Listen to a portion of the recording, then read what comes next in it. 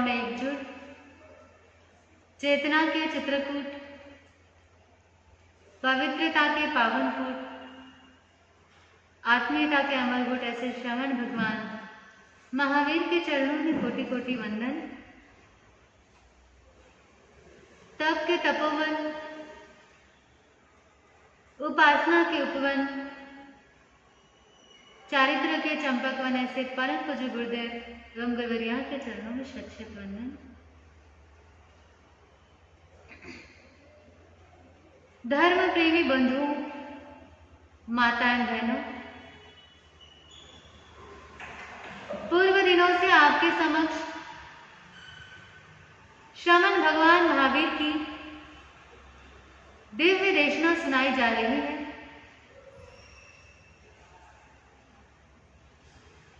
एक बच्चा जब चलना शुरू करता है,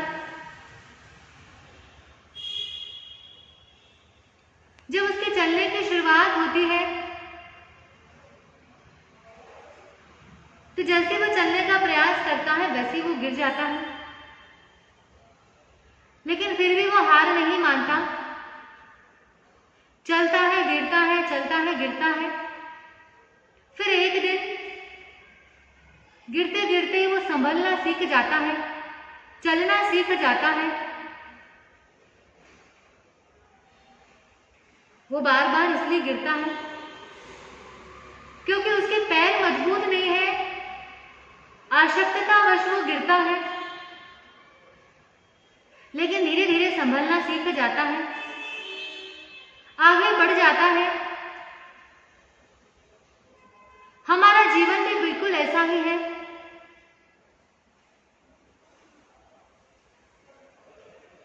व्यक्ति अपने जीवन में कई गलतियां करता है। कोई चूक ऐसी होती है कि वो चूक करने के बाद व्यक्ति संभल जाता है, सुधर जाता है, मजबूत हो जाता है, उसको बल मिलता है। और कोई चूक, कोई गलती ऐसी होती है जिसमें व्यक्ति बस गिरते ही चला जाता है, गिरता ही जाता है, उठता ही नहीं। ज्ञानी कहते हैं एक गलती होती है नासमझी के कारण, नादानी के कारण, दुर्बलताओं के कारण। जो बच्चा गलती करता है वो अपनी नादानी और नासमझी के कारण करता है। तो बच्चे की गलती को गलती नहीं समझा जाता, उसकी कमजोरी समझा जाता है, दुर्बलता समझी जाती है। नादानी में गलती करे तो वह गलती से व्यक्ति सुधर सकता है, आगे बढ़ सकता है। और कोई अगर जानबूझकर, सोच समझकर गलती करे तो फिर वह व्यक्ति संभल नहीं सकता, सुधर नहीं सकता। ज्ञानी जन कहते हैं कि जब से मनुष्य जन्म लेता है तब से वो गलतियां करना प्रारंभ करता है, लेकिन कुछ गलतियां ऐसी होती है जिससे वो सुधर जाता है और कुछ गलतियां ऐसी होती है जिससे वो सुधर नहीं पाता है, उभर नहीं पाता। एक गलती से व्यक्ति मजबूत होता है, वो संभल जाता है, और दूसरी गलती से व्यक्ति कमजोर हो जाता है, उसका पतन हो जाता है। हमें विचार करना है कि हम कौन सी प्रकार की गलती करते हैं।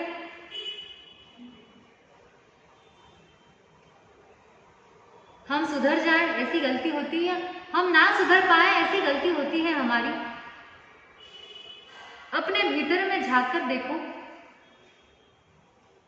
कहा जाता है कि हर व्यक्ति अगर हर गलती से सीख ले ले तो वह दोबारा वह गलती नहीं करता।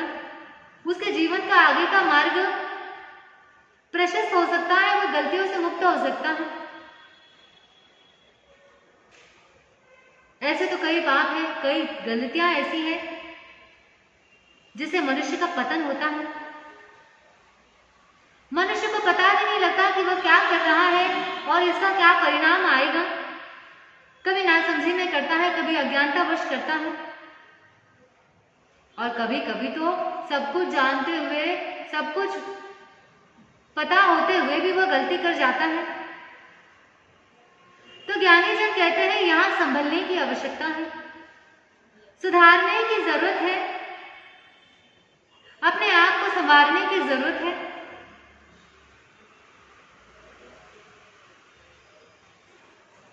दो बातें आज आपसे करूंगी। सबसे पहली बात है, किसी के साथ मिसबिहेव मत करो। मिसबिहेव का मतलब दुर्व्यवहार, गलत व्यवहार मत करो। किसी जगह पर आप गए, वहां आपको सम्मान मिला, सत्कार मिला, लोगों ने आपका आदर किया, और इसके विपरीत आप एक ऐसी जगह पर गए जहां पर आपका अपमान किया गया, आपको सम्मान नहीं दिया, सत्कार नहीं दिया, आपकी अवज्ञा कर दी, अपमानजनक शब्द बोल दिए या कोई ऐसे वचन बोल दिए जो आपके हृदय को चुभ गए।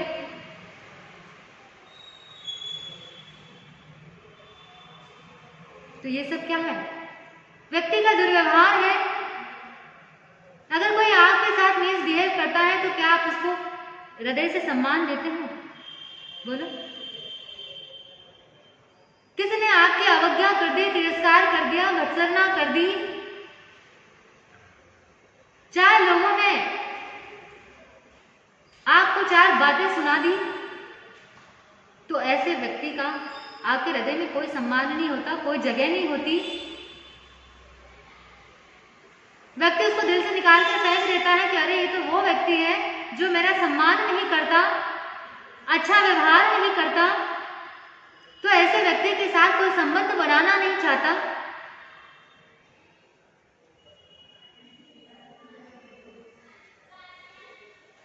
अगर आप किसी का सम्मान नहीं कर पाए, कोई ज्यादा नुकसान नहीं है, ठीक है, कोई बात नहीं,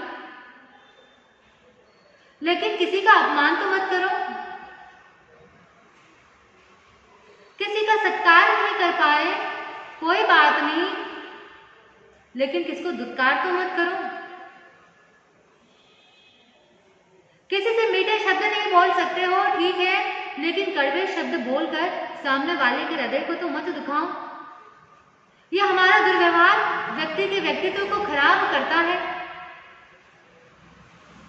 जो व्यक्ति अपने व्यक्तित्व को सुधारना चाहता है, संवारना चाहता है, तो वो सबसे पहले अपने व्यवहार को सुधारे, अच्छा व्यवहार करे। जब कोई व्यक्ति हमारे साथ बुरा व्यवहार करता है तो हमारी उसके प्रति लाइकिंग नहीं होती, हमारा कोई सम्मान नहीं होता उसके प्रति। तो यदि हम भी किसी के साथ बुरा व्यवहार करेंगे, अच्छा व्यवहार नहीं करेंगे, तो फिर हमें कौन पसंद करेगा? फिर कौन हमारे बात को सीरियस लेगा? कौन हमारी बात को समझने की कोशिश करेगा? तो सबसे पहले अपने व्यवहार को सुधारिए, किसी का अपमान मत करिए।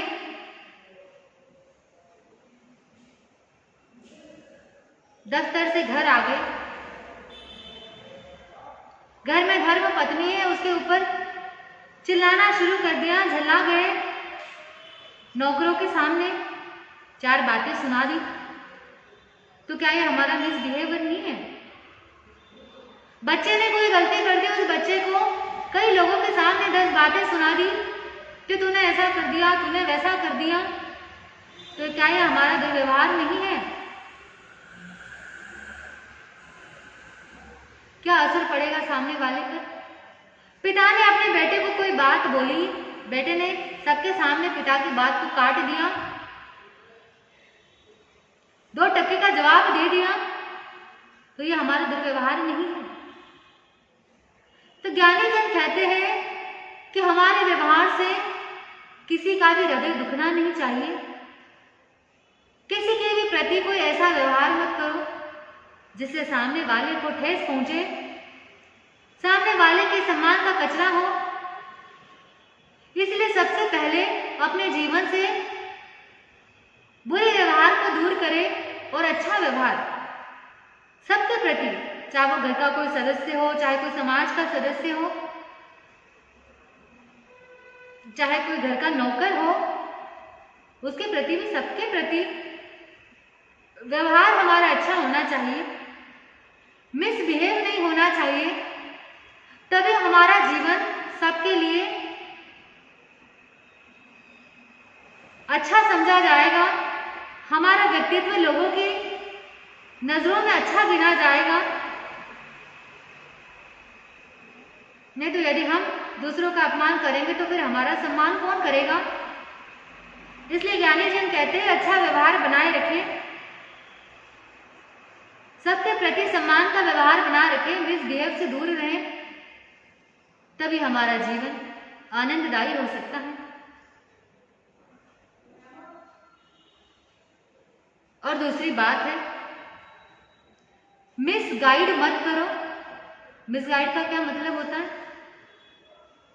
किसी को गुमराह कर देना, उसको उसके रास्ते से भटका देना, इसे मिसगाइड कहा जाता है। किसी को भड़काना, किसी को बहकाना, किसी को उलझा देना, ये मिसगाइड ही है। हमें अपने भीतर में झांक करके देखना है, कोई हम किसी को गुमराह तो नहीं कर रहे, किसी को भड़काने का प्रयास तो नहीं कर रहे, किसी को उलझा तो नहीं रहे। इस पर चिंतन करना बहुत जरूरी है। एक है मिसगाइड करना और दूसरा है मिसगाइड हो जाना। आज के समय में बहुत से लोग ऐसे हैं, लोगों को गुमराह कर देते हैं। उनके पास एक ही काम है, लोगों को भड़काना, बहकाना, लड़वाना। तो ऐसे व्यक्ति से व्यक्ति को सावधान होने की जरूरत है। कोई व्यक्ति आप पर भरोसा करके कुछ मार्गदर्शन लेने के लिए आप तक पहुंचा है,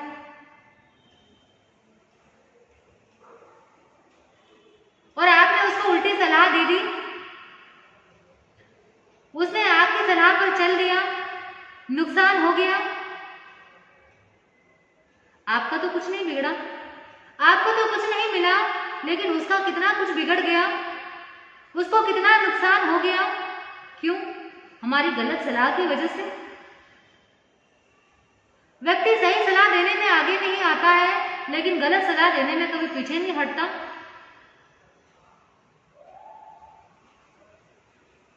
रामायण काल में, त्रेता युग में एक मंथरा हुई थी, जिसने रानी कैकेयी को मिसगाइड कर दिया, भड़का दिया, और जहां रामचंद्र जी को राजगद्दी पर बैठना था, उस जगह पे उन्हें वनवास भेज दिया। फिर एक रामायण तैयार हो गई। आपने बहुत अच्छे से सुना है, जाना है, पढ़ा है, देखा है। किसकी वजह से हुआ? एक मंत्रा ने रानी को भ्रमित कर दिया, भड़का दिया, इतनी बड़ी गाथा बन गई। वो तो त्रेता युग में हुई और चली गई, लेकिन इतने वर्षों बाद भी देखो मंत्रा कहीं नहीं गई है, हमारे भीतर में बैठी है, कितने लोगों के दिलों में बैठी है, कितने रूपों में बैठी है।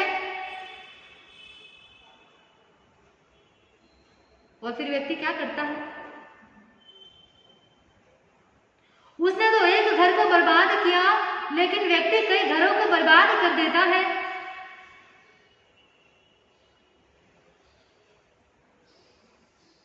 दो भाइयों के बीच यदि लड़ाई हो गई और एक भाई आपके पास पहुंचा है, आ गया, अपनी समस्या बता दी कि भाई ऐसा ऐसा हो गया, लड़ाई हो गई, ऐसा हो गया, तो अब क्या करोगे आप? व्यक्ति क्या करता है? कोई दो के बीच में लड़ाई हुई है, उसका एक सदस्य हमारे तक पहुंच गया, तो उसका शुभ चिंतक बनने का प्रयास करता है, सिपे सलाहत बन जाता है, उल्टी पट्टी पढ़ाना शुरू कर देता है। अरे देख,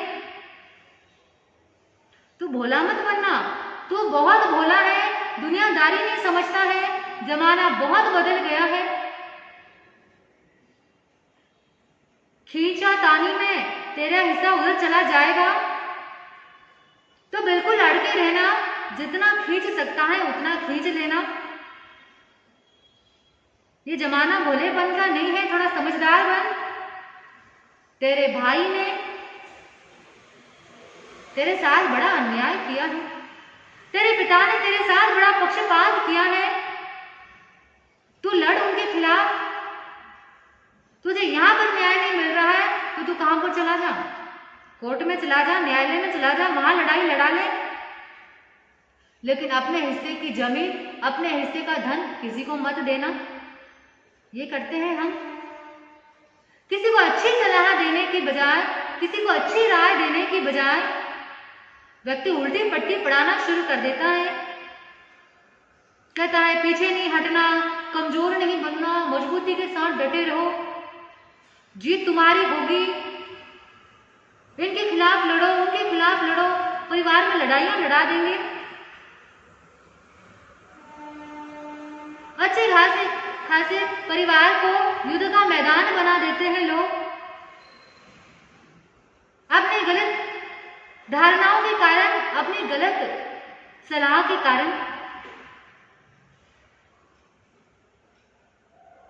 कितने ही लोग ऐसे हैं। लोगों को भड़काने में बड़ा रस आता है, लड़ाने में बड़ा आनंद आता है उन्हें।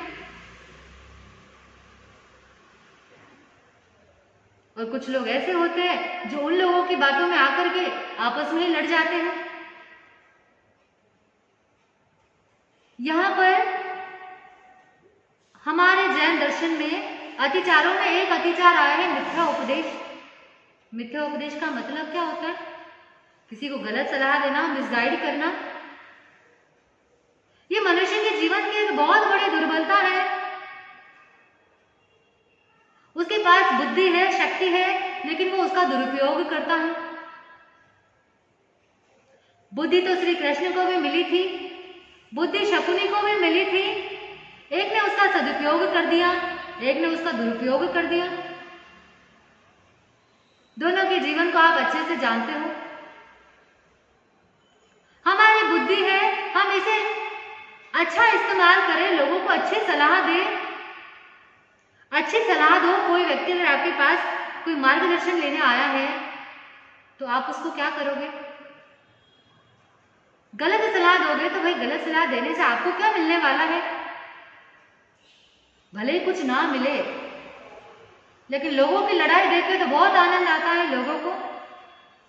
तो ये प्रवृत्ति जो हमारी बन रही है, इस प्रवृत्ति से हमें बचना पड़ेगा।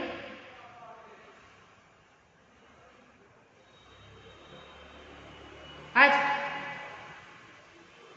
व्यक्ति किसी को उल्टी सलाह देकर के बड़ा प्रसन्न होता है, बड़ा खुश होता है कि देखो मेरे पास कितनी बुद्धि है, मेरे पास कितना पावर है, मैंने इतने अच्छे खासे घर के अंदर लड़ाई लड़वा दी, इतने अच्छे खासे समाज के अंदर मैंने लड़ाई करवा दी। मन में बड़ा प्रसन्न होता है, खुश होता है, बाप रे मैं कितना बड़ा काम कर दिया।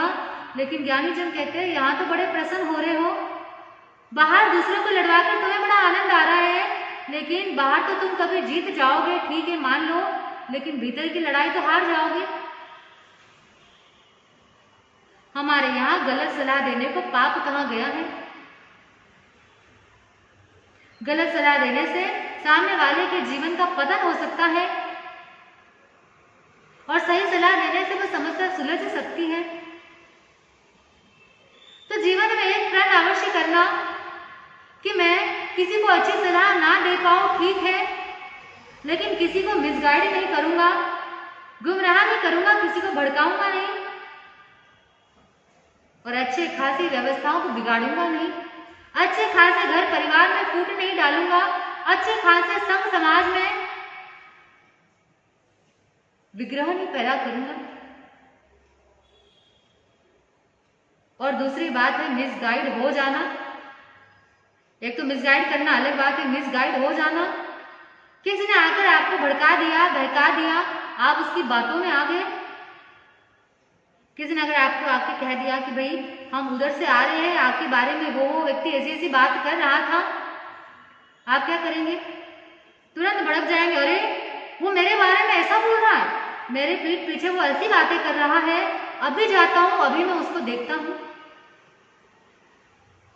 अभी तो कोई बात का आधार नहीं, कोई बात का तथ्य पता नहीं है हमको, फिर भी व्यक्ति भड़क गया। क्यों?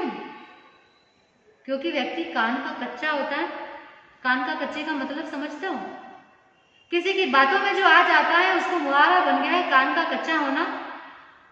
किसी ने कुछ आकर के कह दिया, हमने मान लिया, उसकी कोई जांच नहीं करेंगे, पड़ताल नहीं करेंगे कि बात सही है गलत है, बस वहीं पर रिएक्ट करना शुरू कर देंगे कि नहीं ऐसा नहीं, ऐसा है, मैं देख लूंगा, मैं बता दूंगा मैं क्या हूं, मैं क्या नहीं हूं। लोगों का काम है, कई लोगों का तो यही काम है, वो आपको भड़काएंगे, बहकाएंगे, लड़वाएंगे और फिर क्या करेंगे, मजे लेंगे, तालियां पीटेंगे। लोगों की आदत होती है कि आग लगाकर अपनी रोटियां सेकने लग जाते हैं। वो दूसरों को लड़ाकर खुद प्रसन्न हो जाते हैं, आनंद का अनुभव करते हैं। हमें विचार करना है, चिंतन करना है कि कहीं हम दूसरों की बातों में तो नहीं आ रहे, लोगों के बहकावे में आकर हम अपने संबंध तो नहीं बिगाड़ रहे हैं।